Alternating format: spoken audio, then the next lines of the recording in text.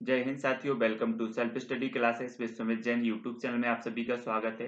दोस्तों, आज की कक्षा मैराथन क्लास है और आज हम टॉप 100 प्रश्नों पर चर्चा करेंगे जो कि बाल विकास और शिक्षा शास्त्र से संबंधित होंगे। अगर वास्तव में आपकी तैयारी बहुत अच्छी है तो आप इन प्रश्नों के जवाब देकर अपनी तैयारी का मूल्यांकन कर सकते हैं, अपने आप को सुदृढ़ बना सकते हैं। ठीक है, तो लास्ट में आपको वीडियो के लास्ट में बताना भी है कि आपने कितने प्रश्न अटेंड किए हैं और कितने नंबर आपको मिले हैं, कितने प्रश्न आपने सही किए हैं। बहुत ही मस्त क्लास है और प्रश्न भी अच्छे लेवल के हैं, सरल प्रश्न भी हैं, कठिन भी हैं। तो सभी लोग वीडियो को लाइक जरूर करें और वीडियो को शेयर भी करना है। और निरंतर आपकी क्लास हो रही है बाल विकास की, रोज 2:30 बजे। तो आपको क्लास से जुड़ जाना है। शाम को 6:30 बजे पर्यावरण की क्लास होती है। ठीक है, तो वीडियो को लाइक और शेयर अवश्य करें दोस्तों। जो भी हमारे नए साथी हैं वो सब्सक्राइब कर लेना। ठीक है, स्टार्ट करते हैं दोस्तों आज का ये वीडियो। सबसे पहला प्रश्न है कि कोई वस्तु क्या है और हम उसके साथ कैसे व्यवहार करते हैं। इस विषय में उससे जुड़े मानसिक प्रतिरूप या विचार को क्या कहा जाता है। ठीक है, विकल्प एक है निर्माण, नेटवर्क, स्कीमा या फिर संरचना। तो 4 विकल्पों में से एक का चयन आपको करना है।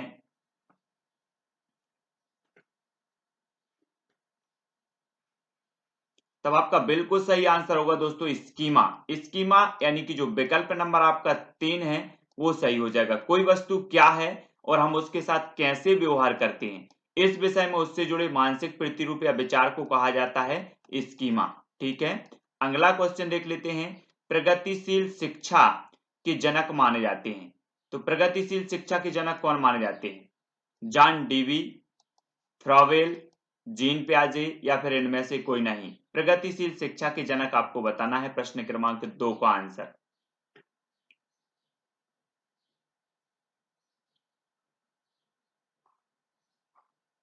तब आपका बिल्कुल सही आंसर आया है जॉन डीवी, यानी कि जो विकल्प नंबर 1 है वो सही हो जाएगा। प्रगतिशील शिक्षा के जनक कौन है? जॉन डीवी साहब। 1 नंबर राइट हो जाएगा। ठीक है, अगला क्वेश्चन देख लेते हैं। प्याजे ने क्षमताओं और योग्यताओं को क्या नाम दिया है? प्याजे ने क्षमताओं और योग्यताओं को क्या नाम दिया है? स्कीमा, आत्मसातकरण, अहम केंद्र भाव या इनमें से कोई नहीं।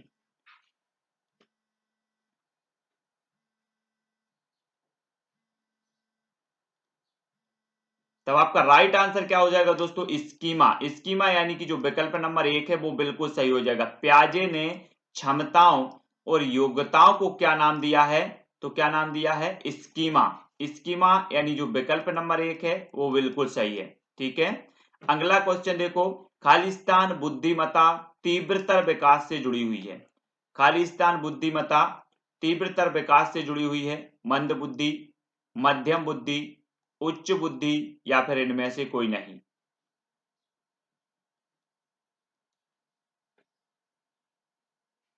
तब आपका बिल्कुल सही आंसर हो जाएगा उच्च बुद्धि। उच्च बुद्धि यानी कि विकल्प नंबर जो 3 है वो सही हो जाएगा, है ना। उच्च बुद्धिमत्ता तीव्रतर विकास से जुड़ी हुई है। ठीक है, प्रश्न क्रमांक 4 का आपका विकल्प नंबर जो 3 है वो बिल्कुल सही यहां पर हो जाएगा। अगला क्वेश्चन देख लेते हैं दोस्तों। अधिगम सिद्धांत माता पिता की भूमिका को उनके बच्चे के जो है विकास में कैसे चिह्नित करते हैं? अधिगम सिद्धांत माता पिता की भूमिका को उनके बच्चे के विकास में कैसे चिह्नित करते हैं? प्रशिक्षकों के रूप में, शिक्षकों के रूप में, भागीदारों के रूप में या फिर समर्थकों के रूप में। प्रश्न क्रमांक 5 का उत्तर हमें लिखना है यहां पर।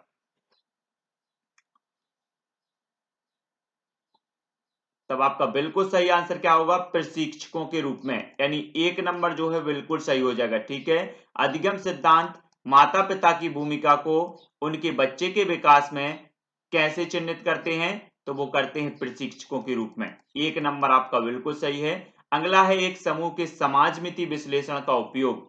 एक समूह के समाजमिति विश्लेषण का उपयोग व्यक्ति को खालिस्तान विधि के रूप में मापने के लिए किया जाता है। तो किस विधि के रूप में मापने के लिए किया जाता है? प्रेक्षण, वस्तुनिष्ठ, व्यक्तिनिष्ठ या इनमें से कोई नहीं। एक समूह के समाजमिति विश्लेषण का उपयोग व्यक्तित्व को विधि के रूप में मापने के लिए किया जाता है। तब आपका बिल्कुल सही आंसर होगा क्या? वस्तुनिष्ठ। वस्तुनिष्ठ विधि के रूप में मापने के लिए किया जाता है, यानी कि जो विकल्प नंबर आपका 2 है वो बिल्कुल सही होगा।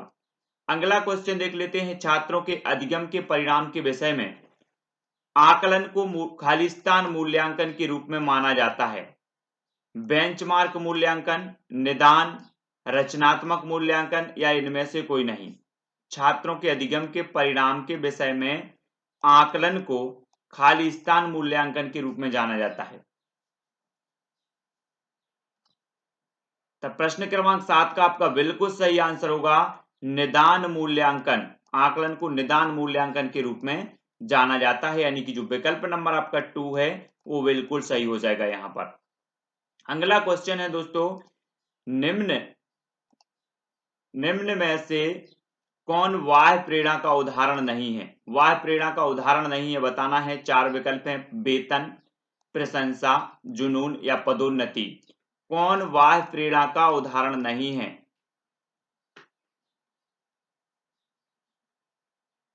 जब आपका बिल्कुल सही आंसर होगा जुनून। जुनून यानी कि विकल्प नंबर जो 3 है वो बिल्कुल सही है, बाह्य प्रेरणा का उदाहरण नहीं है। ठीक है, वेतन, प्रशंसा और पदोन्नति ये बाह्य प्रेरणा के उदाहरण है, जबकि जुनून नहीं है। ठीक है, अगला क्वेश्चन देख लेते हैं, निम्न में से कौन सा सिद्धांत इस समझ को संदर्भित करता है कि वस्तुएं तब भी मौजूद रहती हैं जब उन्हें देखा या अनुभव नहीं किया जा सकता? तो आपको बताना है कौन सा सिद्धांत इस समझ को संदर्भित करता है। मन का सिद्धांत, जीववाद का सिद्धांत, वस्तु स्थायित्व का सिद्धांत या इनमें से नहीं।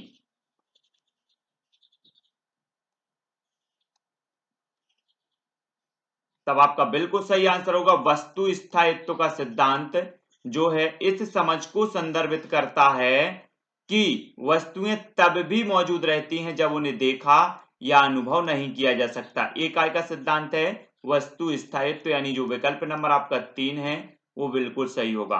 ठीक है, अगला क्वेश्चन देखो, थांडाई के प्रयत्न एवं त्रुटि सिद्धांत ने खालिस्तान के महत्व पर जोर दिया है।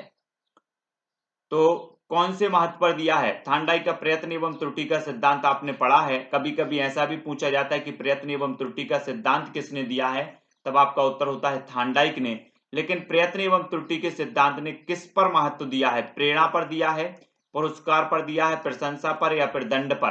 प्रश्न क्रमांक 9।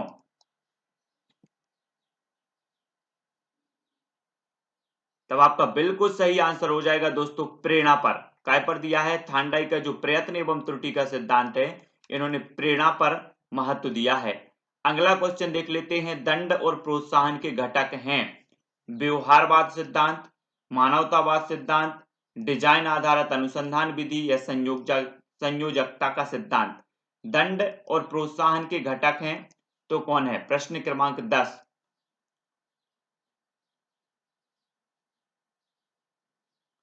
तो आपका बिल्कुल सही आंसर क्या हो जाएगा? व्यवहारवाद सिद्धांत। व्यवहारवाद यानी जो विकल्प नंबर 1 है वो बिल्कुल सही हो जाएगा। ठीक है, दंड और प्रोत्साहन खालिस्तान के घटक हैं तो किसके घटक हैं? व्यवहारवाद सिद्धांत के।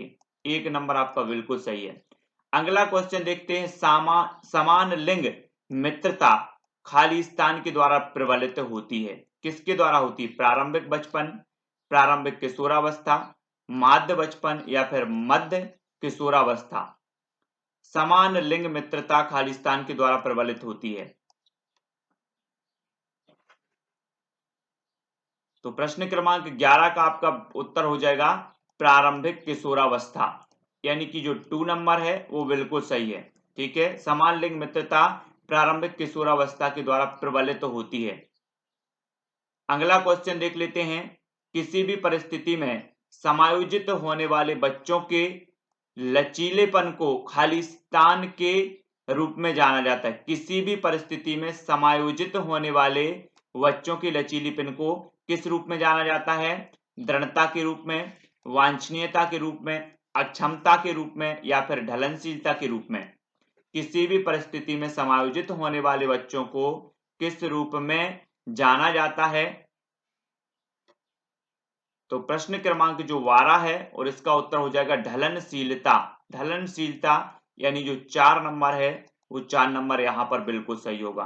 ठीक है, अगला क्वेश्चन देखो, किसी बच्चे की वृद्धि और विकास का अध्ययन करने का सर्वोत्तम तरीका है तो क्या है? विकास का अध्ययन करने का सर्वोत्तम तरीका क्या है? बच्चे की वृद्धि और विकास का तुलनात्मक विधि है, विकासात्मक विधि है, सांख्यिकी विधि है या फिर मनोविश्लेषणात्मक विधि है। वृद्धि और विकास का अध्ययन करने का आपको बताना है सर्वोत्तम जो विधि है वो कौन सी है। प्रश्न क्रमांक 13। तब आपका बिल्कुल सही आंसर होगा विकासात्मक विधि। विकासात्मक यानी कि जो 2 नंबर है वो बिल्कुल सही हो जाएगा। सर्वोत्तम जो तरीका है वो कौन सा है? विकासात्मक विधि। अगला क्वेश्चन देख लेंगे दोस्तों। आवश्यकताओं का पदानुक्रम प्रेरणा का एक महत्वपूर्ण परिप्रेक्ष्य है जिसे इनके द्वारा प्रतिपादित किया गया। आपको बताना है आवश्यकताओं का पदानुक्रम प्रेरणा का एक महत्वपूर्ण परिप्रेक्ष्य है जिसे किसके द्वारा प्रतिपादित किया गया? मास्लो, पियाजे, पावलोव या फिर फ्राइड के द्वारा आवश्यकता अनुक्रम का जो सिद्धांत है वो किसके द्वारा प्रतिपादित किया गया? प्रश्न क्रमांक 14। तब आपका बिल्कुल सही आंसर क्या हो जाएगा? मास्लो के द्वारा प्रतिपादित किया गया। ठीक है, विकल्प नंबर जो 1 है वो सही हो जाएगा। अगला है दोस्तों, निम्न में से कौन सी कार्यविधि हमें जानकारी को मान्य करने में मदद करती है? तो कौन सी कार्यविधि है जो हमें जानकारी को मान्य करने में मदद करती है? मूल्यांकन, अपसारी चिंतन, अभिसारी चिंतन या फिर संज्ञान? कौन सी कार्यविधि हमें जानकारी को मान्य करने में मदद करती है? प्रश्न क्रमांक 15। तो आपका बिल्कुल सही आंसर होगा दोस्तों मूल्यांकन। मूल्यांकन ऐसी कार्यविधि है जो हमें जानकारी को मान्य करने में मदद करती है। मूल्यांकन, ठीक है, 1 नंबर आपका सही होगा। अगला क्वेश्चन है दोस्तों, बाल केंद्रित शिक्षा में बच्चों को जो सीखना चाहिए वह निम्नानुसार आंकना चाहिए।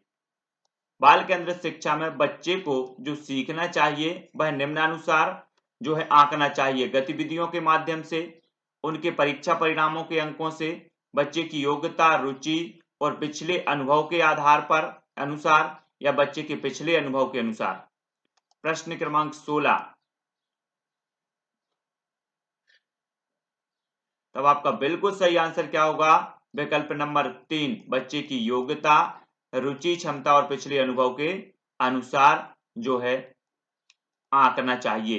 3 नंबर आपका यहां पर बिल्कुल सही होगा। अगला क्वेश्चन देखो, बाल केंद्रित शिक्षा में आमतौर पर निम्न शामिल होता है। क्या होता है? तुरंत या मौके पर मूल्यांकन, कोई मूल्यांकन नहीं, अधिक योगात्मक मूल्यांकन या फिर अधिक रचनात्मक मूल्यांकन। बाल केंद्रित शिक्षा में आमतौर पर निम्न शामिल होता है।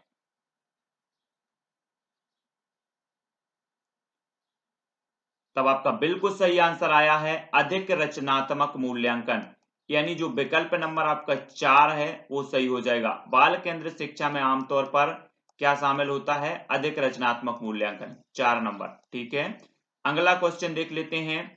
शब्द सामंजस्य किससे संबंधित है? व्यक्तित्व से, मनोवृत्ति से, बुद्धि से या फिर प्रेरणा से? शब्द सामंजस्य किससे संबंधित है? तब आपका प्रश्न क्रमांक 18 का बिल्कुल सही आंसर होगा व्यक्तित्व से संबंधित है। ठीक है, शब्द सामंजस्य किससे संबंधित है? व्यक्तित्व से। अगला क्वेश्चन देखो, मानव शरीर में सबसे छोटी हड्डी यानी स्टेप्स कान के खालिस्तान होती है? कान के अंदर, कान के बीच में, बाहर या इनमें से कोई नहीं? मानव शरीर में सबसे छोटी हड्डी यानी स्टेप्स कान की कहां पर होती है? प्रश्न क्रमांक 19। तो आपका बिल्कुल सही आंसर होगा दोस्तों बीच में। कान के कहां पर होती है? बीच में, यानी 2 नंबर बिल्कुल सही हो जाएगा। अगला क्वेश्चन देखो, बुद्धिमत्ता और पर्यावरण। बुद्धिमत्ता खालिस्तान और पर्यावरण दोनों का एक उत्पाद है। संस्कृति का, समुदाय का, आनुवांशिकता या फिर समाज का? बुद्धिमत्ता, खालिस्तान और पर्यावरण दोनों का एक उत्पाद है। किसका उत्पाद है? तो आपका बिल्कुल सही आंसर हो जाएगा आनुवांशिकता। ठीक है, आनुवांशिकता का जो है उत्पाद है। बुद्धिमत्ता खालिस्तान और पर्यावरण दोनों का उत्पाद है, तो किसका? बुद्धिमत्ता, आनुवांशिकता और पर्यावरण दोनों का उत्पाद है। ठीक है, तो यहां पर हमने 20 प्रश्न देखे दोस्तों। अब आपको जो है एक प्रश्न बताना है। कौन सा? प्रयास एवं त्रुटि का सिद्धांत किसने दिया? जल्दी से आप कमेंट में लिखना है एक क्वेश्चन, प्रयास एवं त्रुटि का सिद्धांत किसने दिया? ठीक। भाषा विकास में यूनिवर्सल ग्रामर के सिद्धांत को किसने पेश किया? आपके चार विकल्प हैं, पियाजे, वाइगोत्स्की, स्किनर या फिर चॉम्स्की।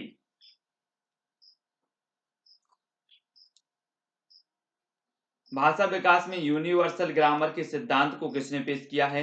तो आपका बिल्कुल सही आंसर होगा किसने? चॉम्स्की। चॉम्स्की यानी कि विकल्प नंबर जो आपका 4 है वो यहाँ पर सही हो जाएगा। ठीक है, चॉम्स्की साहब ने यूनिवर्सल ग्रामर के सिद्धांत को पेश किया है। अगला क्वेश्चन देख लेते हैं। मिनीसोटा पेपर फार्म बोर्ड परीक्षण एक परीक्षण है जो किसी खाली स्थान को मापता है, मौखिक तर्क को, योग्यता को, व्यक्तित्व को या इनमें से कोई नहीं।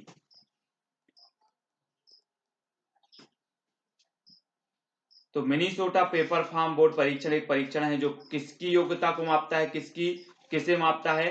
तो वो मापता है योग्यता। योग्यता यानी कि जो विकल्प नंबर आपका 2 है वो यहाँ पर सही हो जाएगा। ठीक है, योग्यता को मापता है, 2 नंबर बिल्कुल राइट आंसर है।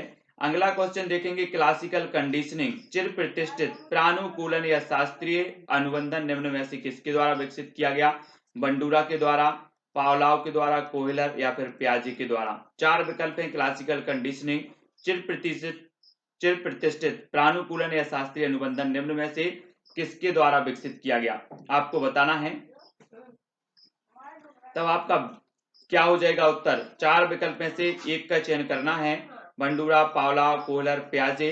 तो आपका बिल्कुल सही आंसर होगा पावलाव। पावलाव यानी कि जो विकल्प नंबर आपका 2 है वो यहाँ पर सही हो जाएगा। ठीक है, क्लासिकल कंडीशनिंग निम्न में से किसके द्वारा विकसित किया गया? तो वो पावलाव के द्वारा विकसित किया गया। 2 नंबर आपका यहाँ पर बिल्कुल सही होगा। अगला क्वेश्चन है। मूर्तिकारों में किस प्रकार की बुद्धिमत्ता होती है? प्रकृतिवादी होती है, स्थानिक होती है, अंतर्वैयक्तिक या फिर इनमें से कोई नहीं। तो ये क्वेश्चन कई बार पूछा गया है, मूर्तिकारों में किस प्रकार की बुद्धिमत्ता होती है? तब आपका बिल्कुल और सही आंसर हो जाएगा दोस्तों स्थानिक। मूर्तिकारों में किस प्रकार की बुद्धि होती है? स्थानिक, यानी कि 2 नंबर आपका बिल्कुल सही होगा यहाँ पर। ठीक है, अगला प्रश्न देख लेते हैं। प्रारंभिक अवस्था में शिशु अत्यधिक केंद्रित होते हैं, तो किस पर केंद्रित होते हैं? बहिर्मुखी, निस्वार्थ, स्वकेंद्रित या फिर परोपकारी। प्रारंभिक अवस्था में शिशु अत्यधिक केंद्रित होते हैं किस पर? प्रश्न क्रमांक 5। तो आपका बिल्कुल सही आंसर होगा स्वकेंद्रित। स्वकेंद्रित होते हैं प्रारंभिक अवस्था में जो शिशु होते हैं वो कैसे होते हैं? स्वकेंद्रित, यानी जो विकल्प नंबर आपका 3 है वो सही हो जाएगा। अपने अपने सभी लोग देखते जाएं किस पर कितने क्वेश्चन भर रहे हैं और लास्ट में जरूर बताना है सभी लोगों को। और एक क्वेश्चन मैं दूंगा लास्ट में जिसका उत्तर आपको ही बताना है। अगला क्वेश्चन है। पारंपरिक रूप से मास्लो के सिद्धांत में कितने प्रकार की आवश्यकताओं को वर्णित किया गया है? पारंपरिक रूप से मास्लो के सिद्धांत में कितने प्रकार की आवश्यकताओं को वर्णित किया गया है? 2 प्रकार की, 5 प्रकार की, 6 प्रकार की या फिर 3 प्रकार की। तो पारंपरिक रूप से मास्लो के सिद्धांत में कितने प्रकार की आवश्यकताओं को वर्णित किया गया? प्रश्न क्रमांक 6। तब आपका बिल्कुल राइट आंसर हो जाएगा दोस्तों 5 प्रकार की। 5 यानी जो विकल्प नंबर 2 है वो सही हो जाएगा। पारंपरिक रूप से मास्लो के सिद्धांत में 5 प्रकार की आवश्यकताओं का वर्णन किया गया है, वर्णित किया गया है। ठीक है, अगला क्वेश्चन देखो। एक बहिर्मुखी बच्चा कैसा होगा? कैसा होगा? आपके आंतरिक मस्तिष्क से चिंतन को प्रवृत्त करे, सिर्फ निरीक्षण करे, अधिक चिंतन और बातचीत कम करे या फिर तीव्र वातावरण में रहना पसंद करे। एक बहिर्मुखी बच्चा, आपने देखे होंगे बहिर्मुखी बच्चा और अंतर्मुखी बच्चा, ये सभी प्रकार के बच्चे होते हैं। और इसमें बहिर्मुखी बच्चे की बात हो रही है और ये 4 लक्षण यहाँ पर दिए हैं। किस प्रकार का होगा? प्रश्न क्रमांक 7 का उत्तर। तो आपका बिल्कुल सही आंसर होगा तीव्र वातावरण में रहना पसंद करे। तीव्र वातावरण यानी जो 4 नंबर है वो यहाँ पर सही हो जाएगा। बहिर्मुखी बच्चा जो होगा वो तीव्र वातावरण में रहना पसंद करे, 4 नंबर आपका बिल्कुल सही हो जाएगा। व्यक्तित्व, पर्सनालिटी किस भाषा से लिया गया है? यूनानी से, लैटिन से, जर्मन या इनमें से कोई नहीं। ये क्वेश्चन कई बार पूछा गया है आपको। पर्सनालिटी शब्द जो है ये किस भाषा से लिया गया? व्यक्तित्व। प्रश्न क्रमांक 8। तब आपका बिल्कुल राइट आंसर क्या हो जाएगा, लैटिन। लैटिन यानी कि विकल्प नंबर 2, ठीक है, लैटिन भाषा से लिया गया है। 2 नंबर आपका बिल्कुल सही हो जाएगा। अगला क्वेश्चन देखो, स्मृति को निम्न विधि से मापा जाता है। किस विधि से मापा जाता है, पुनरुत्पादन विधि से, साक्षात्कार विधि से, अवलोकन विधि या प्रयोग विधि से। स्मृति को किस विधि से मापा जाता है, प्रश्न क्रमांक 9।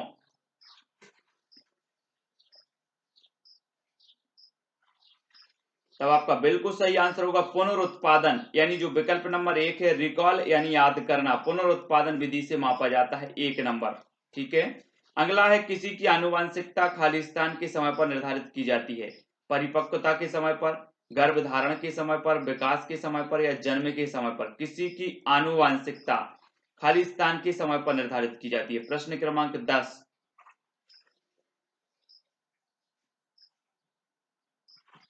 तब आपका बिल्कुल सही आंसर होगा गर्भधारण के समय पर, यानी जो विकल्प नंबर आपका 2 है वो बिल्कुल सही हो जाएगा, ठीक है, 2 नंबर।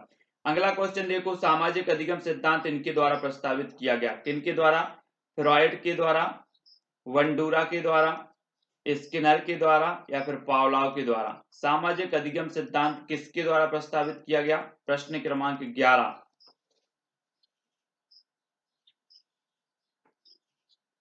तब आपका बिल्कुल सही आंसर होगा वंडूरा के द्वारा, वंडूरा यानी 2 नंबर सही हो जाएगा। सामाजिक अधिगम सिद्धांत वंडूरा के द्वारा प्रस्तावित किया गया, ठीक है। एक प्रगतिशील शिक्षा के शिक्षक की एक भूमिका है, क्या भूमिका है, अनुशासक के रूप में, प्रशिक्षक के रूप में, मार्गदर्शक के रूप में या फिर पाठ योजनाकार के रूप में। एक प्रगतिशील शिक्षा में शिक्षक की भूमिका है तो क्या है, प्रश्न क्रमांक 12।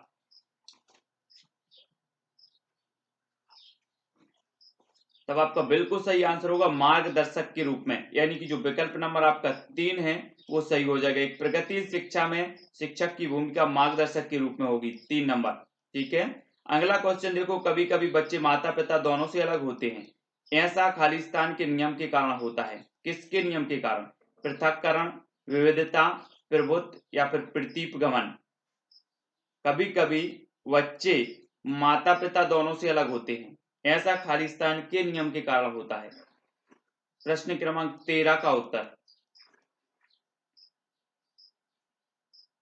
और आपका बिल्कुल सही आंसर होगा विविधता, विविधता के नियम के कारण होता है, 2 नंबर सही हो जाएगा, ठीक है।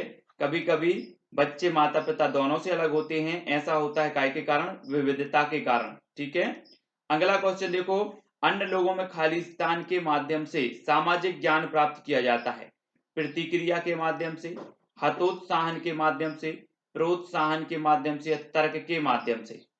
प्रश्न क्रमांक 14 का उत्तर।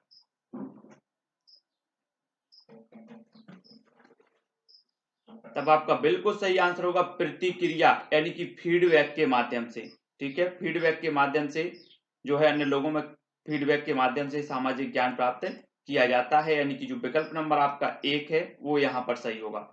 अगला देख लेते हैं, निम्न में से कौन सा मुख्य रूप से बच्चों को परीक्षा में असफल होने का कारण बनता है, कक्षा का परिवेश, शारीरिक शक्ति, परीक्षा का डर या फिर परीक्षा दौरान धैर्य की कमी।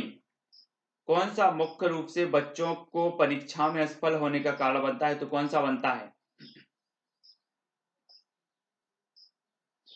तब प्रश्न क्रमांक 15 का आपका बिल्कुल सही आंसर होगा परीक्षा का डर, परीक्षा का डर यानी कि 3 नंबर, ठीक है। ये मुख्य रूप से बच्चों की परीक्षा में असफल होने का कारण बनता है, 3 नंबर आपका बिल्कुल सही हो जाएगा। अगला क्वेश्चन है, जो बच्चे सामान्य बच्चों से काफी हटके होते हैं उन्हें इस रूप में जाना जाता है, स्वपरायण बच्चे, असामान्य बच्चे, बुद्धिमान बच्चे या फिर असाधारण बच्चे। इस रूप में जाना जाता है जो बच्चे सामान्य बच्चों से काफी हटके होते हैं। तो प्रश्न क्रमांक 16 का आपका बिल्कुल सही आंसर होगा असाधारण बच्चे, असाधारण यानी 4 नंबर आपका सही हो जाएगा, ठीक है। जो बच्चे सामान्य बच्चों से काफी हटके होते हैं उन्हें जाना जाता है असाधारण बच्चे के रूप में, 4 नंबर। अगला क्वेश्चन है दोस्तों आपका, बालक का विकास प्रारंभ होता है जन्म से पूर्व, गर्भावस्था से या फिर गर्भावस्था से पूर्व। बालक का विकास प्रारंभ होता है तो कब से होता है, प्रश्न क्रमांक 7 का आंसर।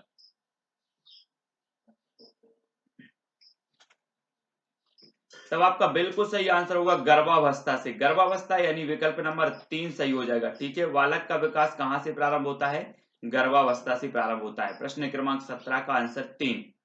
अगला है किशोरावस्था आरंभ होती है 10 वर्ष की आयु से, 12 वर्ष की आयु से, 6 वर्ष की आयु से या फिर 8 वर्ष की आयु से। प्रश्न क्रमांक 8, किशोरावस्था आरंभ होती है तो किस वर्ष की आयु से होती है? तो आपका बिल्कुल सही आंसर क्या हो जाएगा? प्रश्न क्रमांक 18 का होगा 12 वर्ष। आपने देखा होगा 12 वर्ष से जो 18 वर्ष की उम्र होती है वो किशोरावस्था के अंतर्गत आती है और 12 वर्ष से जो है किशोरावस्था का प्रारंभ माना जाता है। विकल्प नंबर जो 2 है वो बिल्कुल सही होगा। मनोविश्लेषण विधि का जन्मदाता माना जाता है, किसे माना जाता है? बिल्कुल सरल आंसर है, 19 का उत्तर और पूछा भी जाता है। युंग को, फ्रायड को, गैसेल को या फिर एडलर को मनोविश्लेषण विधि का जन्मदाता किसे माना जाता है? तब आपका बिल्कुल सही आंसर होगा फ्रायड। फ्रायड यानी विकल्प नंबर 2 सही हो जाएगा। ठीक है, फ्रायड, सिगमंड फ्रायड आपको माना जाता है मनोविश्लेषण विधि का जनक।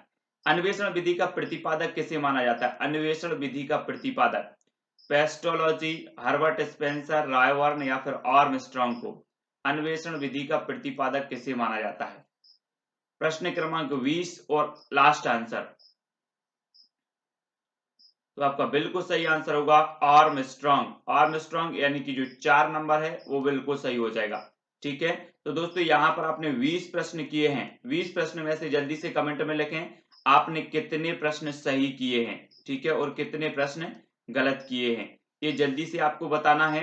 और एक प्रश्न है आपको जो आपको कमेंट में लिखना है कि व्यक्ति के व्यक्तित्व के विकास में महत्वपूर्ण है वातावरण, वंशानुक्रम एवं वातावरण या फिर कोई नहीं। ये 4 विकल्पों में से एक कमेंट में आपको उत्तर बताना है। सभी लोग बताएंगे, जितने लोग भी देख रहे हैं सभी लोगों को उत्तर बताना है। उपयोग मनोवृत्ति के परीक्षणों में किया जाता है? अभिक्षमता परीक्षण का, उपलब्धि परीक्षण का, बुद्धिमत्ता परीक्षण या फिर लिकर्ट स्केल। किसका उपयोग मनोवृत्ति के परीक्षणों में किया जाता है? प्रश्न क्रमांक 1 का उत्तर हमें बताना है। तब सभी लोगों को कमेंट में लिखकर बताना है और आपका बिल्कुल सही आंसर होगा लिकर्ट स्केल। लिकर्ट स्केल का उपयोग मनोवृत्ति के परीक्षणों में किया जाता है, यानी कि जो विकल्प नंबर आपका 4 है वो यहाँ पर सही होगा। अगला क्वेश्चन देखो, 3 वर्ष तक बच्चा खालिस्तान बोलने में सक्षम होता है? अक्षर बोलने में, शब्द बोलने में, व्याकरणिक रूप से पूर्ण शब्द या फिर कार्यात्मक रूप से पूर्ण शब्द। प्रश्न क्रमांक 2।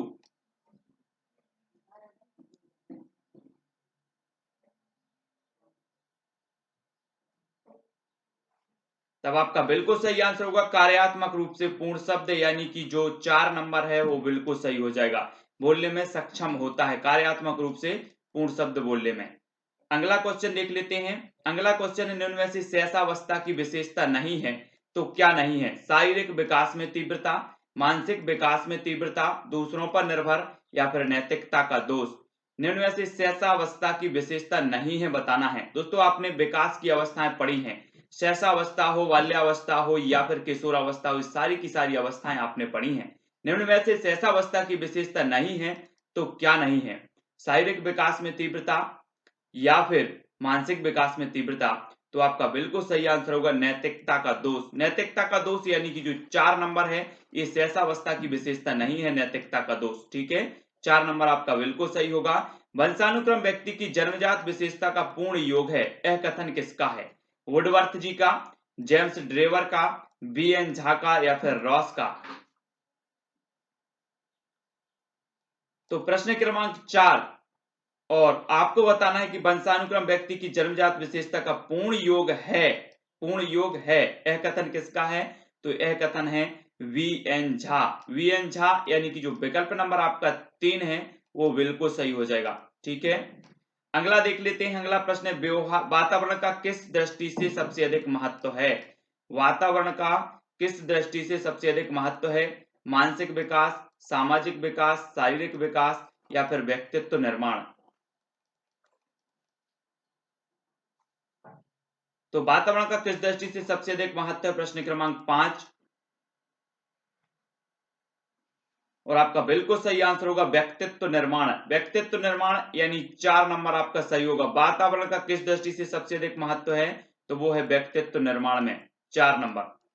अगला क्वेश्चन है, थार्नडाइक ने अपने सिद्धांत के प्रतिपादन हेतु प्रयोग किया। क्या प्रयोग किया? चूहे पर प्रयोग किया, चिंपांजी पर प्रयोग किया, बिल्ली पर या फिर कुत्ते पर? थार्नडाइक ने बताना है दोस्तों, प्रयास एवं त्रुटि का जो सिद्धांत थार्नडाइक ने दिया है ना, और थार्नडाइक जी ने ये सिद्धांत दिया है, तो इस पर, इन सिद्धांतों पर जो है इन्होंने प्रतिपादन किया और किस पर प्रयोग किया, ये चीज आपको बतानी है दोस्तों। पूरा वीडियो आपको देखना है और पूरे के पूरे 20 प्रश्न इस वीडियो में रखे गए हैं जो कि आपके परीक्षा के लेवल के हिसाब से हैं। ठीक है, आपको पूरा करके लास्ट में बताना है कि आपने कितने प्रश्न अटेंड किए हैं और कितने नंबर आपको आए हैं। ठीक है, सभी लोग बताएंगे और लास्ट में एक क्वेश्चन आपको दिया जाएगा जिसका उत्तर आपको बताना होगा।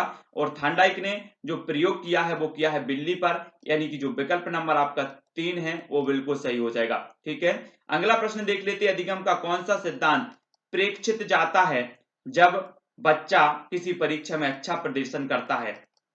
तो आपके आंतरिक मस्तिष्क से चिंतन को प्रवृत्त करे, सिर्फ निरीक्षण करे, अधिक चिंतन और बातचीत कम करे, या फिर तीव्र वातावरण में रहना पसंद करे? अधिगम का कौन सा सिद्धांत प्रेक्षित जाता है जब बच्चा किसी परीक्षा में अच्छा प्रदर्शन करता है?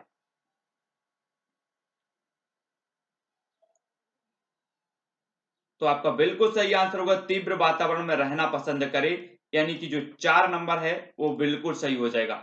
ठीक है ना? और हमने अभी पढ़ा था कि जो बहिर व्यक्तित्व के धनी होते हैं, है ना, जिसमें बहिर अंतर्दर्शन और बहिर्दर्शन, ये 2 प्रकार के जो हमने व्यक्तित्व पढ़े थे। ये बहिर्दर्शन में भी देखा था कि तीव्र वातावरण में रहना पसंद करे। वहीं अधिगम का कौन सा सिद्धांत परीक्षित जाता है जब बच्चा परीक्षा में अच्छा प्रदर्शन करे, और 4 नंबर यहाँ पर आपका बिल्कुल सही हो जाएगा। अगला है, बाल मनोविज्ञान के अनुसार शिक्षा के क्षेत्र में मुख्य स्थान है, तो बालक का है, अध्यापक का है, अभिभावक का है, या इनमें से कोई नहीं? बाल मनोविज्ञान के अनुसार शिक्षा के क्षेत्र में मुख्य स्थान किसका है? प्रश्न क्रमांक 8 का उत्तर बताना है।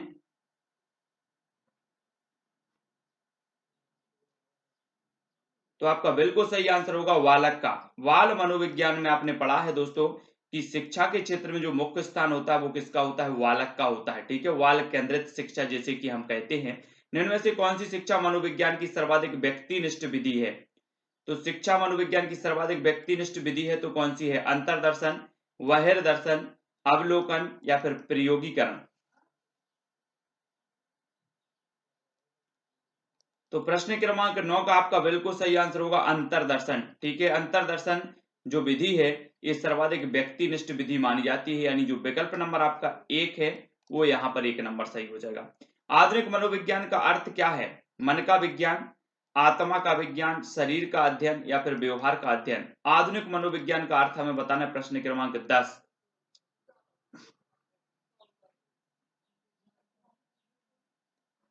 तब आपका बिल्कुल सही आंसर क्या होगा? व्यवहार का अध्ययन। व्यवहार का अध्ययन यानी 4 नंबर। ठीक है, आधुनिक मनोविज्ञान का जो अर्थ है वो क्या है? व्यवहार का अध्ययन।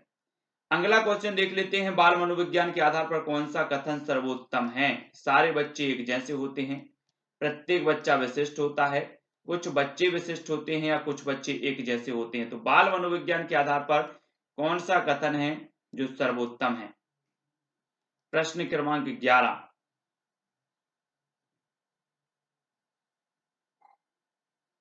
तो आपका बिल्कुल सही आंसर क्या होगा? प्रत्येक बच्चा विशिष्ट है, यानी 2 नंबर आपका बिल्कुल सही हो जाएगा। ठीक है, प्रत्येक बच्चा विशिष्ट है, 2 नंबर। बाल मनोविज्ञान के आधार पर कौन सा कथन सर्वोत्तम है?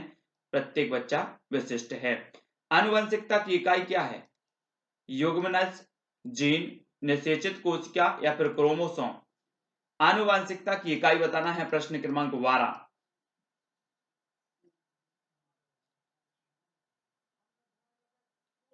और आपका बिल्कुल सही आंसर होगा जीन। जीन यानी 2 नंबर। ठीक है, आनुवंशिकता की जो इकाई है वो क्या है? जीन है। ठीक है, 2 नंबर। अगला देख लेते हैं दोस्तों, एक छात्र जो अंक अर्जित करने के लिए कार्य पूरा करता है वह इससे प्रेरित होता है। किससे प्रेरित होता है? आवश्यकताओं को जानना, आंतरिक कारक, बाहरी कारक, या फिर महारत लक्ष्य? एक छात्र जो अंक अर्जित करने के लिए कार्य पूरा करता है वह इससे प्रेरित होता है। प्रश्न क्रमांक 13 का आंसर बताना है हमें।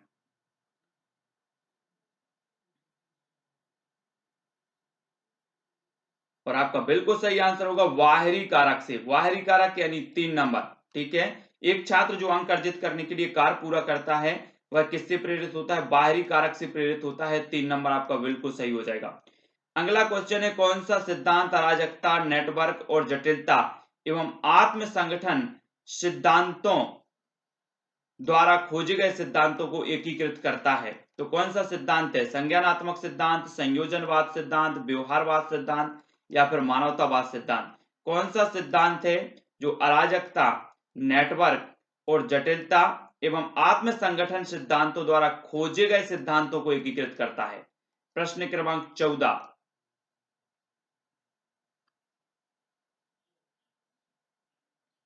तब आपका बिल्कुल सही आंसर होगा संयोजनवाद का सिद्धांत। 2 नंबर आपका सही हो जाएगा। ये सिद्धांत जो है, ये जो है अराजकता, नेटवर्क और जटिलता एवं आत्म संगठन सिद्धांतों द्वारा खोजे गए सिद्धांतों को एकीकृत करता है, संयोजनवाद का सिद्धांत। अगला क्वेश्चन देखो, निम्न में से कौन समावेशी शिक्षा में एक शिक्षण कौशल नहीं है? तो कौन सा नहीं है? प्रदर्शन, निर्माणात्मक, उपलब्धि या फिर योगात्मक? समावेशी शिक्षा आप लोग जानते होंगे, वर्तमान में प्रचलित जो शिक्षा है वो समावेशी शिक्षा, और समावेशी शिक्षा में एक शिक्षण कौशल नहीं है। यहाँ 4 विकल्प में से एक का चयन करने को हमें कहा गया है। और आपका बिल्कुल सही आंसर होगा निर्माणात्मक। निर्माणात्मक यानी कि 2 नंबर सही हो जाएगा। ठीक है, निर्माणात्मक जो है कौशल नहीं है, विकल्प नंबर 2। अगला क्वेश्चन है, पियाजे की संज्ञानात्मक विकास के सिद्धांत की अंतिम अवस्था कौन सी है?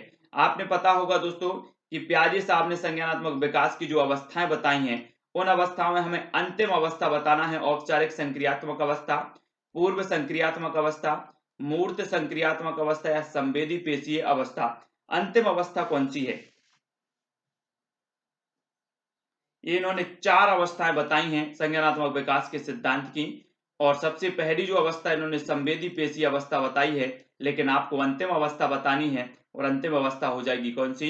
औपचारिक संक्रियात्मक अवस्था। यानी कि जो विकल्प नंबर 1 है वो बिल्कुल सही हो जाएगा। औपचारिक संक्रियात्मक अवस्था ये संज्ञानात्मक विकास के सिद्धांत की अंतिम अवस्था मानी जाती है। अगला देख लेते हैं। अगला प्रश्न, निम्न में से कौन बच्चों को एक समाज में रहने के लिए सीखने में सबसे महत्वपूर्ण है?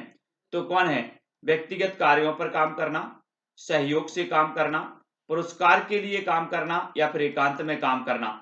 कौन बच्चों को एक समाज में रहने के लिए सीखने में सबसे महत्वपूर्ण है? तो कौन है?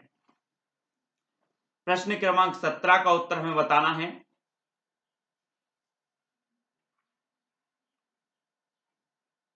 और आपका बिल्कुल सही आंसर होगा सहयोग में काम करना। ठीक है, सहयोग से काम करना, सहयोग से काम करना 2 नंबर आपका सही होगा। एक समाज में रहने के लिए सीखने में सबसे महत्वपूर्ण है सहयोग से काम करना, विकल्प नंबर 2। अगला क्वेश्चन है, पियाजे का मानना था कि बच्चे में भाषा का विकास निम्न के परिणाम स्वरूप होता है। किसके परिणाम स्वरूप? संज्ञानात्मक विकास के, आत्म केंद्रित विकास के, व्यवहारात्मक विकास के या फिर पर्यावरणीय विकास के?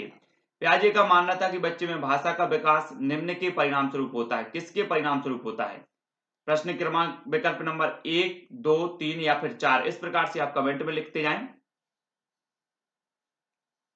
तो सभी को पता है कि पियाजे साहब ने संज्ञानात्मक विकास का सिद्धांत दिया है, और इन्होंने माना कि बच्चे में भाषा का जो विकास है वो होता है संज्ञानात्मक विकास के दौरान परिणाम स्वरूप, यानी कि जो 1 नंबर है वो बिल्कुल सही हो जाएगा।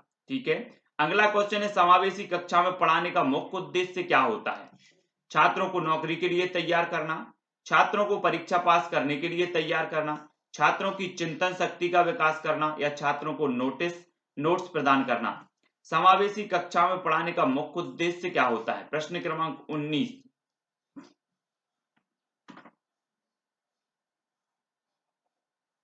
और आपका बिल्कुल सही आंसर होगा छात्रों की चिंतन शक्ति का विकास करना। प्रश्न विकल्प उत्तर नंबर जो है 3 सही हो जाएगा। छात्रों की चिंतन शक्ति का विकास करना समावेशी कक्षा में पढ़ाने का उद्देश्य होता है।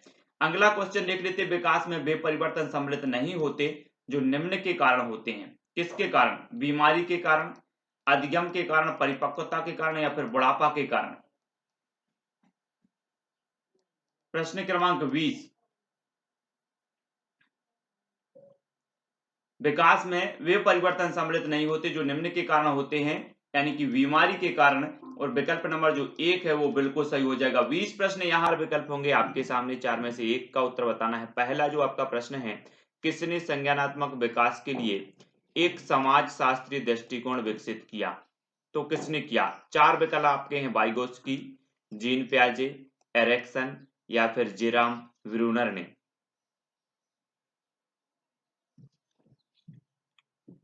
किसने संज्ञानात्मक विकास के लिए एक समाजशास्त्रीय दृष्टिकोण विकसित किया है?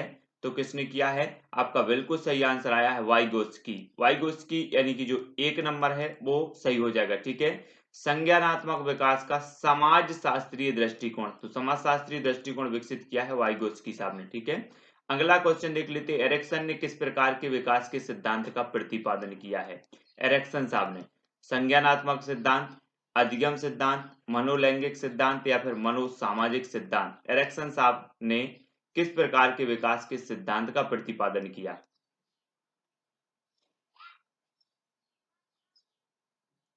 तब आपका बिल्कुल सही आंसर हो जाएगा दोस्तों मनोसामाजिक सिद्धांत, यानी कि जो 4 नंबर है वो सही हो जाएगा, ठीक है। एरिक्सन साहब ने मनोसामाजिक सिद्धांत का प्रतिपादन किया और विकल्प नंबर जो 4 है वो बिल्कुल यहाँ पर राइट आंसर होगा। अगला क्वेश्चन देख लेते हैं, व्यक्तित्व का मानवतावादी सिद्धांत किसके द्वारा प्रतिपादित किया गया?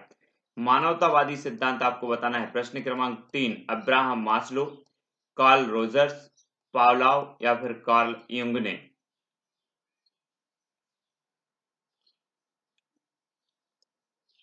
तब आपका बिल्कुल सही आंसर क्या होगा? अब्राहम मास्लो, यानी कि जो विकल्प नंबर 1 है वो बिल्कुल सही हो जाएगा, ठीक है। व्यक्तित्व का जो मानवतावादी सिद्धांत प्रतिपादन किया है वो किया है मास्लो साहब ने, ठीक है। अगला क्वेश्चन है दोस्तों, परिवर्तन जो अधिगम के कारण नहीं है उन्हें इसके लिए जिम्मेदार ठहराया जा सकता है? किसके कारण? ऐसा अधिगम जो ऐसा परिवर्तन जो अधिगम के कारण नहीं हुआ है उन्हें इसके लिए जिम्मेदार ठहराया जा सकता है? परिपक्वता के लिए, सामाजिक प्रभाव के लिए, सांस्कृतिक प्रभाव के लिए या फिर कौशल के लिए? तब आपका बिल्कुल सही आंसर क्या हो जाएगा? परिपक्वता के लिए, ठीक है। परिवर्तन जो अधिगम के कारण नहीं है उन्हें इसके लिए जिम्मेदार ठहराया जा सकता है, तो किसके लिए? परिपक्वता के लिए, ठीक है। परिपक्वता के कारण परिवर्तन आया है, 1 नंबर आपका बिल्कुल सही होगा। अगला है, आनुवांशिकता की भूमिका किसी व्यक्ति के जीवन में खालिस्तान के समय से शुरू होती है। आनुवांशिकता की भूमिका बतानी है, विद्यालय जाने के समय से, परिपक्वता से, गर्भधारण के समय से या फिर जन्म से।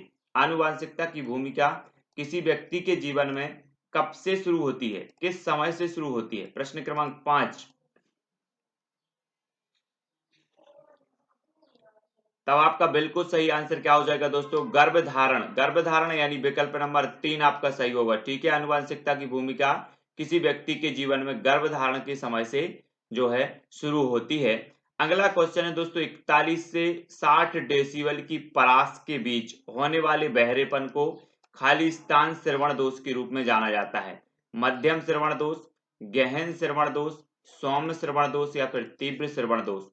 किस श्रवण दोष के रूप में जाना जाता है 41 से 60 डेसिबल की परास के बीच होने वाले बहरेपन को? प्रश्न क्रमांक 6 का उत्तर बताना है।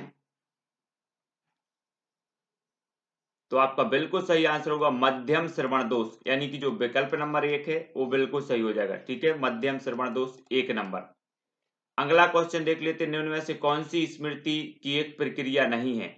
स्मृति की एक प्रक्रिया कौन सी नहीं है? अवधारणा, पुनः नियोजन, स्मरण या फिर अधिगम। स्मृति की कौन सी एक प्रक्रिया नहीं है? प्रश्न क्रमांक 7 का उत्तर बताना है। तब आपका जो राइट आंसर होगा 7 का वो क्या हो जाएगा दोस्तों? वो हो जाएगा पुनः नियोजन। पुनः नियोजन यानी कि जो विकल्प नंबर 2 है, स्मृति की एक प्रक्रिया नहीं है, ठीक है। अगला क्वेश्चन देख लेते हैं, द्विध्रुवी विकार को इस नाम से भी जाना जाता है। द्विध्रुवी विकार को किस नाम से जाना जाता है? असामाजिक व्यक्तित्व सिंड्रोम के नाम से, मसीहा रोग के नाम से, गहरा अवसाद के नाम से या फिर मुनसूसन सिंड्रोम के नाम से। द्विध्रुवी विकार को किस नाम से जाना जाता है? प्रश्न क्रमांक 8। तो आपका राइट आंसर क्या हो जाएगा?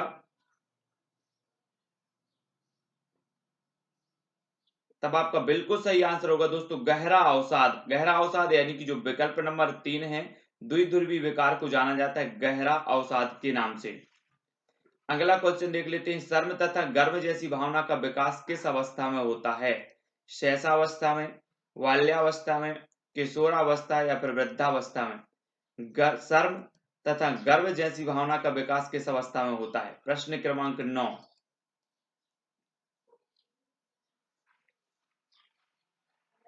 तब आपका बिल्कुल सही आंसर होगा बाल्यावस्था। बाल्यावस्था यानी कि विकल्प नंबर 2 सही हो जाएगा।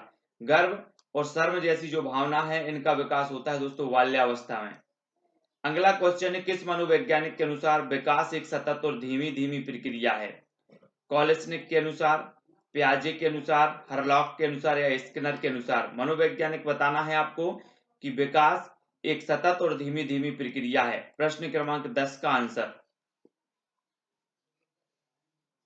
तब आपका बिल्कुल राइट आंसर होगा स्किनर। स्किनर के अनुसार जो है क्या है, विकास एक सतत और धीमी धीमी प्रक्रिया है। और आपका बिल्कुल सही नंबर 4 बिल्कुल सही हो जाएगा। अगला क्वेश्चन देखो, निम्न में से कौन सा सूक्ष्म गतिक कौशल का उदाहरण है? सूक्ष्म गतिक कौशल का उदाहरण हमें बताना है। चढ़ना, खुदकना, लिखना या फिर दौड़ना? सूक्ष्म गतिक कौशल का उदाहरण कौन सा है? प्रश्न क्रमांक 11। और आपका राइट आंसर क्या होगा 11 का? तो आपका बिल्कुल और सही आंसर जो हो जाएगा वो हो जाएगा दोस्तों लिखना। लिखना यानी विकल्प नंबर 3 इस सूक्ष्म गतिक कौशल का उदाहरण माना जाएगा, लिखना। और 3 नंबर आपका बिल्कुल सही होगा। अगला देख लेते हैं, वृद्धि को प्रभावित करने वाला कारक है तो कौन है? पर्यावरण है, स्वास्थ्य है, आहार है या फिर ये सभी है? वृद्धि को प्रभावित करने वाला कारक कौन सा है? प्रश्न क्रमांक 12 का उत्तर हमें बताना है। और तो आपका बिल्कुल सही आंसर क्या हो जाएगा? वृद्धि को ये सभी कारक, पर्यावरण भी, स्वास्थ्य भी और आहार भी, सभी कारक प्रभावित करते। ठीक है, और 4 नंबर आपका बिल्कुल सही होगा। अगला देखें, गर्भ में बालक को विकसित होने में कितने दिन लगते हैं? गर्भ में बालक को विकसित होने में कितने दिन लगते हैं? 150 दिन, 280 दिन, 390 दिन या फिर 640 दिन? प्रश्न क्रमांक 13 का उत्तर हमें बताना है। और आपका बिल्कुल सही आंसर हो जाएगा 280 दिन, यानी 2 नंबर सही होगा। ठीक है, विकल्प नंबर 2 आपका बिल्कुल सही हो जाएगा। वीर पूजा की भावना जागृत होती है किशोरावस्था में, बाल्यावस्था में, प्रौढ़ावस्था या इनमें से कोई नहीं? किस वीर पूजा की भावना कब जागृत होती है? प्रश्न क्रमांक 14। और आपका बिल्कुल सही आंसर हो जाएगा किशोरावस्था। किशोरावस्था यानी कि 1 नंबर सही हो जाएगा। वीर पूजा की भावना जागृत होती है किशोरावस्था में, 1 नंबर बिल्कुल सही है। अगला देख लेते हैं, निम्न में से कौन सी विशेषता परिपक्वता को अधिगम से अलग करती है? तो कौन सी विशेषता करती है? यह एक स्वाभाविक प्रक्रिया है, यह अभ्यास पर निर्भर करती है, यह प्रेरकों पर निर्भर करती है, यह जीवन पर्यंत चलने वाली प्रक्रिया है? कौन सी विशेषता परिपक्वता को अधिगम से अलग करती है? प्रश्न क्रमांक 15। तब आपका 15 का बिल्कुल सही आंसर होगा कि यह एक स्वाभाविक प्रक्रिया है। ये जो विशेषता है परिपक्वता को अधिगम से अलग करती है। ठीक है, 1 नंबर आपका बिल्कुल सही हो जाएगा यहाँ पर। अगला देख लेते हैं दोस्तों, एक बालक की संज्ञानात्मक शक्तियां जैसे कल्पना शक्ति, बुद्धि, निर्णय लेने की क्षमता आदि का संबंध है बालक के शारीरिक विकास से, सामाजिक विकास से, सर्वांगीण विकास से या फिर मानसिक विकास से? कल्पना शक्ति, बुद्धि, निर्णय लेने की क्षमता आदि का संबंध किससे है? प्रश्न क्रमांक 16। तब आपका बिल्कुल सटीक आंसर होगा मानसिक विकास से। मानसिक यानी 4 नंबर सही हो जाएगा। ठीक है, मानसिक विकास से एक बालक की संज्ञानात्मक शक्तियां जैसे कल्पना शक्ति, बुद्धि, निर्णय लेने की क्षमता आदि का संबंध जो है वो कैसे है? मानसिक विकास से है। अगला प्रश्न देख लेते हैं, सहपाठियों का दबाव जब सबसे अधिक प्रभाव डालता है, सहपाठियों का दबाव जब सबसे अधिक प्रभाव डालता है कब? प्रारंभिक बाल्यावस्था में, मध्य बाल्यावस्था में, प्रारंभिक किशोरावस्था में या उत्तर किशोरावस्था में? सहपाठियों का दबाव कौन सी अवस्था में सबसे अधिक प्रभाव डालता है? प्रश्न क्रमांक 17 का आंसर हमें लिखना है। और आपका बिल्कुल सही आंसर क्या हो जाएगा? आंसर होगा उत्तर किशोरावस्था। उत्तर किशोरावस्था यानी 4 नंबर। ठीक है, उत्तर किशोरावस्था में सबसे अधिक प्रभाव डालता है, 4 नंबर आपका बिल्कुल सही हो जाएगा। अगला देख लेते हैं, निरीक्षण विधि में किया जाता है क्या किया जाता है? अपना अध्ययन, अपने व्यवहार का अध्ययन, दूसरों के व्यवहार का अध्ययन या फिर व्यवहार विश्लेषण। तो निरीक्षण विधि में किया जाता है। प्रश्न क्रमांक 18। तब आपका बिल्कुल और सटीक जो आंसर होगा दोस्तों वो होगा दूसरों के व्यवहार का अध्ययन, यानी 3 नंबर आपका यहाँ पर सही हो जाएगा। निरीक्षण विधि में दूसरों के व्यवहार का अध्ययन किया जाता है। ठीक है, अब दोस्तों आपको पूरे क्वेश्चन अच्छे से करना है और लास्ट में बताना भी है कि आपने कितने प्रश्न किए हैं और कितने आपने सही किए। ठीक है, मानव व्यक्तित्व के मनोलैंगिक विकास को निम्न में किसने महत्व दिया था? मानव व्यक्तित्व के मनोलैंगिक विकास को किसने महत्व दिया था? कमोनियस ने, हॉल ने, फ्रायड ने या फिर हॉलिंगबर्थ ने? मानव व्यक्तित्व के मनोलैंगिक विकास को किसने महत्व दिया? प्रश्न क्रमांक 19 का आंसर बताना है। तब आपका बिल्कुल राइट आंसर होगा मनोलैंगिक विकास को महत्व देने वाले जो हैं वो कौन है? फ्रायड महोदय, यानी 3 नंबर। ठीक है, सिगमंड फ्रायड साहब ने महत्व दिया है इसमें। अगला क्वेश्चन देख लेते हैं। आनुवंशिकता को खालिस्तान सामाजिक संरचना माना जाता है? गत्यात्मक, स्थिर, प्राथमिक या फिर गौण? तो आनुवंशिकता को किस प्रकार की सामाजिक संरचना माना जाता है? प्रश्न क्रमांक 20 का उत्तर हमें बताना है। गत्यात्मक सामाजिक संरचना है, स्थिर है, प्राथमिक है या फिर गौण है?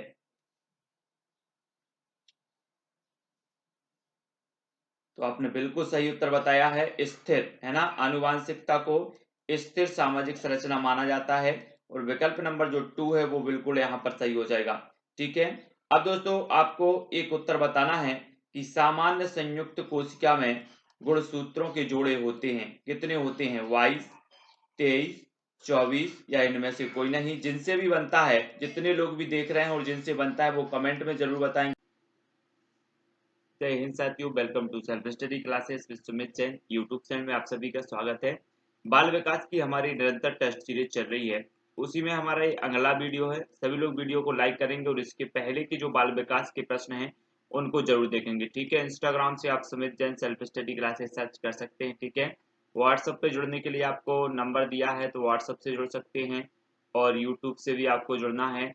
साथ ही फेसबुक से जुड़ने के लिए सुमित जैन सर्च करना है और टेलीग्राम से जुड़ने के लिए सुमित जैन, और ट्विटर से जुड़ने के लिए सुमित जैन, टेलीग्राम ग्रुप से जुड़ने के लिए IAS स्टडी ट्रिक आपको सर्च करना है। ठीक है दोस्तों, सभी लोग वीडियो को इस प्रकार के सब्सक्राइब का बटन पर क्लिक करेंगे, ऑल बेल आइकन को दबा पर और कल क्लिक करना है। ठीक है, तो स्टार्ट करते हैं दोस्तों। आज का ये वीडियो आपको 4 विकल्प यहाँ पर दिए जाएंगे, 4 में से एक का उत्तर बताना होगा।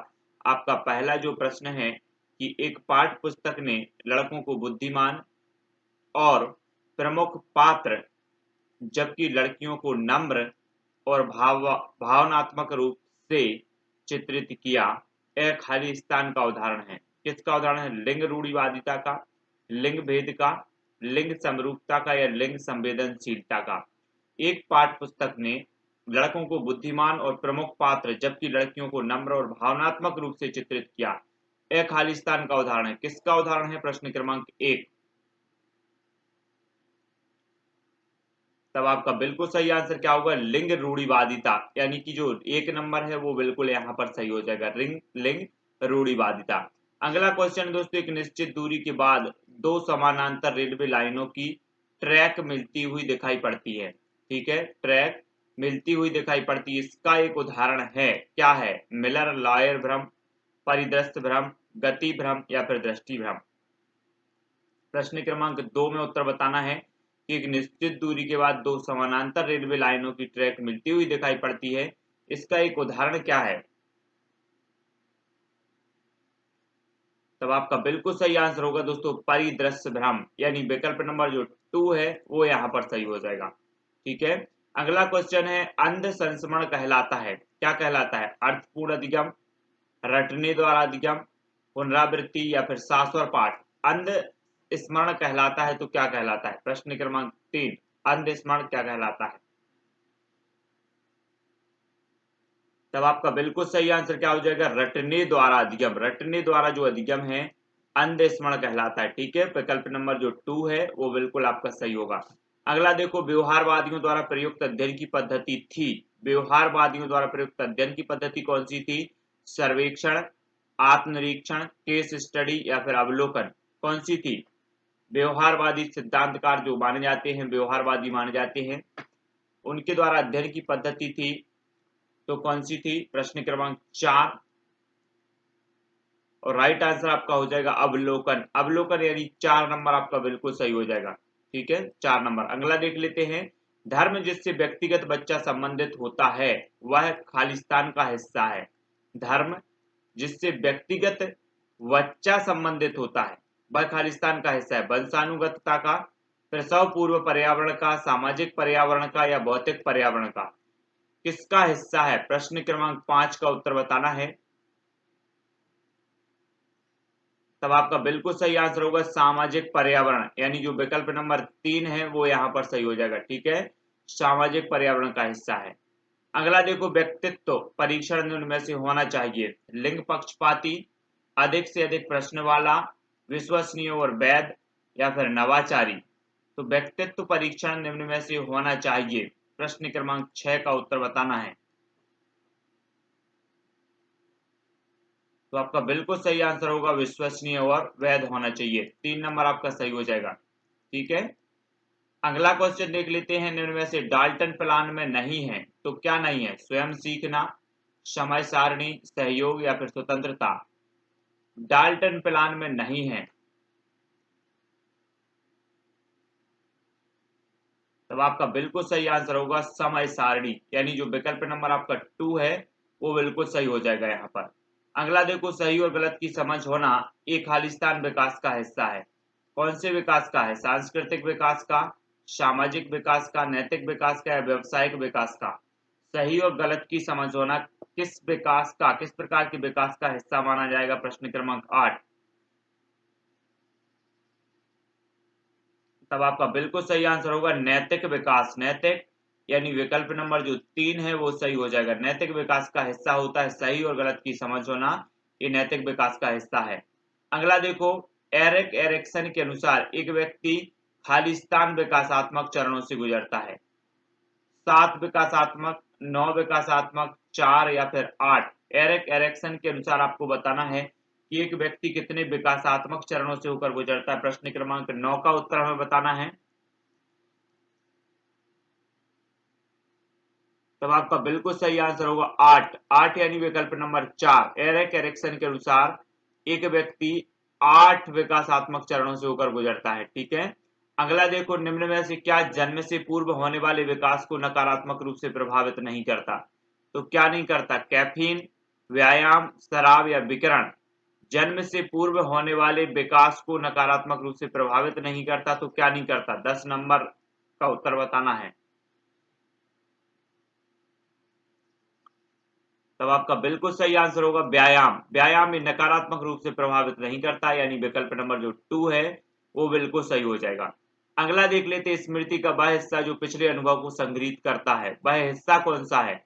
स्मृति का वह हिस्सा जो पिछले अनुभव को संग्रहित करता है क्या कहलाता है? प्रक्रियात्मक स्मृति, प्रासंगिक स्मृति, अर्थ स्मृति या गैर घोषणात्मक स्मृति। प्रश्न क्रमांक 11 का उत्तर बताना है। और राइट आंसर आपका होगा प्रासंगिक स्मृति। ठीक है, प्रासंगिक स्मृति यानी 2 नंबर सही हो जाएगा। ऐसी सोच विधि को निरूपित करने के लिए किस पद्धति का उपयोग किया जाता है? जल्दी से बताना है। सोच विधि को निरूपित करने के लिए किस पद्धति का उपयोग किया जाता है? बुद्धि, युक्तिवाद, एल्गोरिथम या फिर स्वानुभाविक।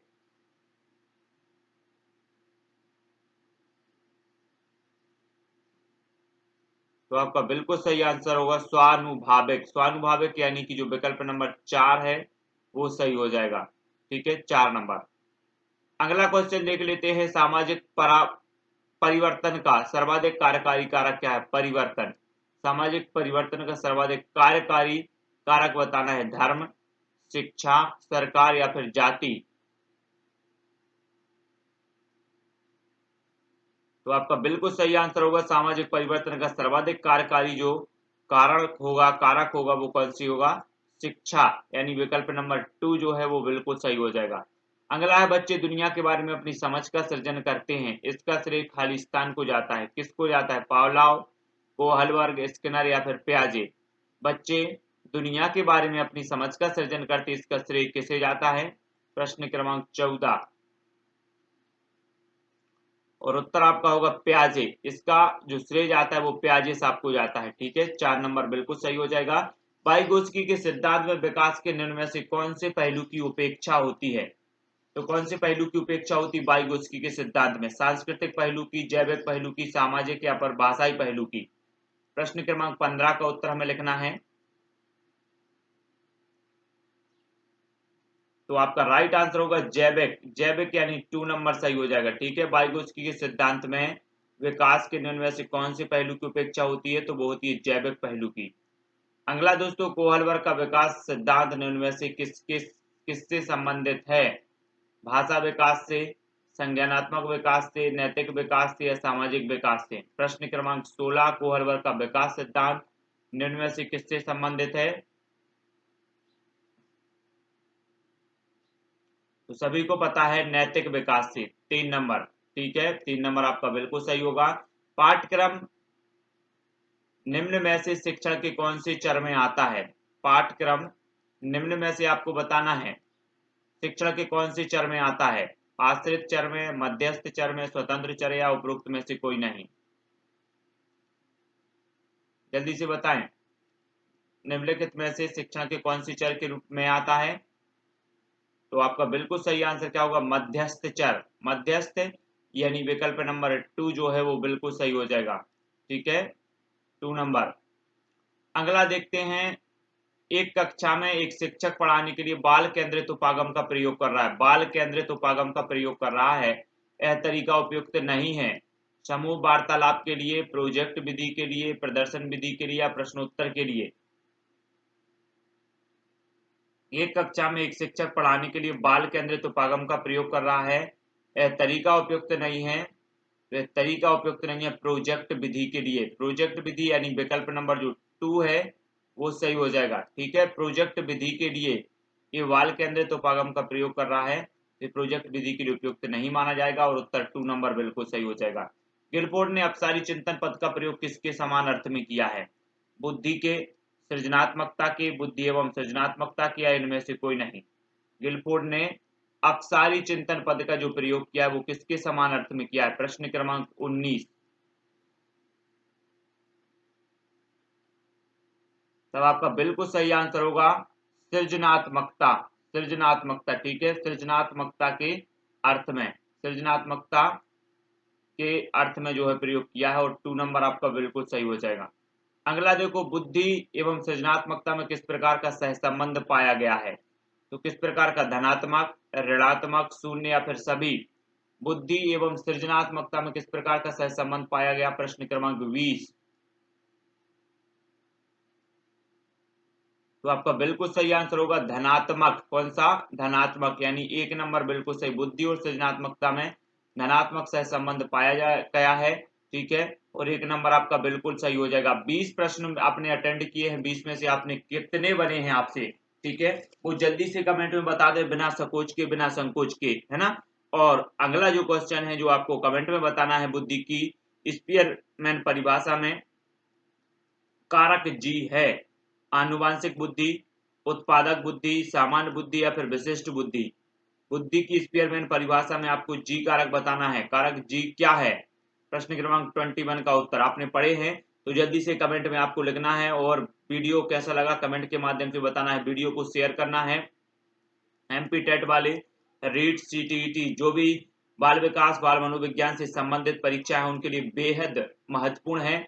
और self study classes Sumit Jain YouTube channel पर पर्यावरण के लगभग 200 वीडियो आपके लिए उपलब्ध करवाए हैं, वो जरूर प्लेलिस्ट में देखें। बाल विकास के बहुत सारे वीडियो उपलब्ध हैं, ऐसे ही महत्वपूर्ण प्रश्नों की सीरीज भी आपके लिए उपलब्ध है। ठीक है, तो आपको ट्विटर से भी, इंस्टाग्राम और फेसबुक, टेलीग्राम ग्रुप से तो आपको जुड़ना ही है। IAS study trick YouTube, IAS study trick आपको सर्च करना है टेलीग्राम पर। ठीक है, वीडियो को लाइक करके शेयर अवश्य करें दोस्तों अपने मित्रों तक, अपने व्हाट्सएप और फेसबुक ग्रुप में। ठीक है, जिन भी साथियों ने अभी तक सब्सक्राइब नहीं किया वो सब्सक्राइब कर लें और बेल आइकन को जरूर दबा दें ताकि इन्फॉर्मेशन आप तक पहुंचे। ठीक है, तो आज की वीडियो के लिए बस इतना ही दोस्तों। जय हिंद।